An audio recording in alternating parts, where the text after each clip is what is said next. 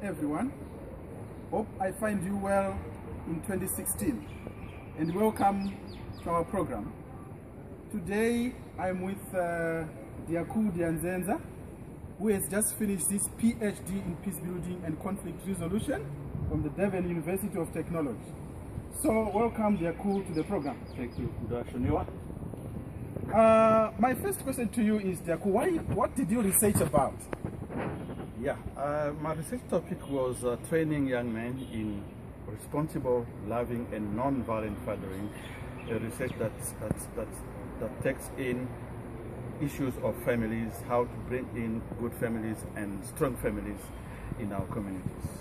And what were some of the objectives of this study? The objectives were to train young men to become responsible fathers, to become non-violent, to be loving, to take care of their children, to be present in their families and stuff like that, because that is how we build a strong society where parents are at home, parents take care of the children, parents take care of their education and things like that.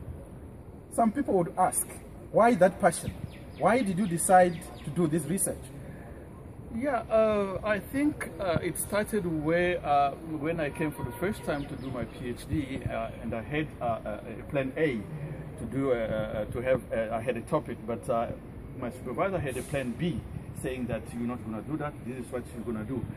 At the beginning, it was very challenging. I didn't really like it, but after that, when I was reading the literature, I really liked it. And today, I can say I'm very proud because I did a very wonderful research where I am learning. I've learned a lot of things because I am a father, because I have a family. So what I am doing as a research at university, I am applying it in my own perspective at home with my family. Thank you for that response. And then, where did you do this research? And yeah, where did you do this research? Yeah, that's a very important question. I did the research here in Durban, in KwaZulu-Natal, in South Africa, particularly in Durban, and I did I collected my data in Durban, in Tuzuma, and in Engonyameni. Engonyameni is some kilometers from Umlazi, but it is in KwaZulu-Natal. That's very good. So my next question is the age group, the people, the age group of the people who did the research. Yeah, in my research I involved young men. When I talk about young men, I'm talking about the youth policy of South Africa that defines who is a young man. The youth policy of South Africa, if it is considered from 2014, I think, it says a young man is a person who is between the ages of 14 to 35. So people who are involved in this research are young men between 14 to 35. Thank you so much, Diaku. Now, the age group that you have just given me. Now, are they Indians? Are they whites? Are they blacks? Or it's a mixture? Right, that's a very good question. The first plan was to have all the communities involved, all the races involved. I mean, black, Indians, colored, and white. But you know, when you're doing research, there are things that happen that you do not expect.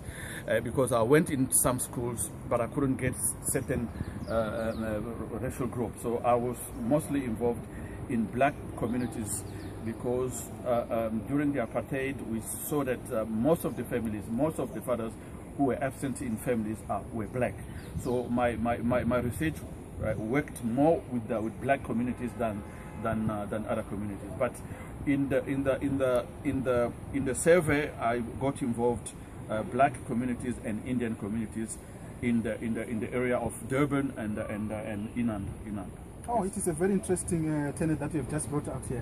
So, my next question is, what has been the impact of this research to you as a father and to the participants? Very good question. Very good question. I think, as I said previously, this research has changed me from a man to a man, because there are things that I didn't know previously as a young man, but today I'm a father. I've learned a lot. I've learned how to take care of my family. I've learned how to take care of my wife, of my child. Basically, when I say I've learned a lot, it means I've become more responsible than before, because responsibility means being present in the household, checking what is going on, what is good, what is wrong, how to talk to with your partner, how to talk to your child, and so on and so on. And these things are things that make people be responsible, because we have to take care of them, because what you're doing at home, children are likely to copy them, and in the future they might be using them, saying, my father was doing this, so it was good for me also to do it. Because, for instance, I can give an example. If you always beat your wife, you always slap your wife or your partner, and your child can see that, what will he do? In the future, when you be a father, that will spill over, and you'll say, my father was doing that, and it is normal. Same thing when you take your child, you always take your child to church. When he'll grow, he'll say, no, I will be taking my children to church as well, because I want my children to grow up like good people who respect other people, and so on and so on. So it really taught me quite a lot of things in the way to live with my family, but also in the way to be non-violent, how I deal with my anger with my partner when there's something and things like that. From the perspective of the participant, I think the participants have learned how to be non-violent, how to talk to their partners, how to improve their relationship, because we need peace in our communities, we need peace in our families. Because if we have peace at home, we are likely to implement that peace in our communities. Everywhere you go, whether you go to school, where you go at work, whether you go to church, you'll be a very peaceful person. So it is a good thing that I've done this research, and I've implemented in the communities where people have benefited this. Thank you so much, Diaku, for that. So what are some of the recommendations that you can give to the communities that you work with, to the organizations, institutions, and yes, to the government of South Africa? Yeah, I think it is very important that we build strong families in South Africa, but around the world as well, because this training can benefit anybody, anywhere in the world. We need to train our communities, we need to train our young people how to be non-violent, how to be responsible vis-a-vis their families, vis-a-vis their friends, and so on and so on. The recommendation I will give here is to ask to government structures, to NGOs, and so on, to take that opportunity to experiment this program in training young people to become non-violent. And that's why I included the community from Engonyami, because that is a rural area. Tomorrow, these young men that were trained will be coming into the cities. And if they were non-violent where they were living in the rural area, when they will come in town to be non-violent. So it is a good thing that we help to train young men, to train the communities how to be non-violent, how to be loving, how to be responsible vis-a-vis our communities.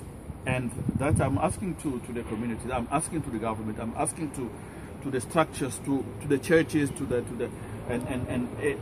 people of goodwill, to have this opportunity to train people into responsible, loving, and non-violent family. That will be a good thing. It will help us to grow up good families and strong families.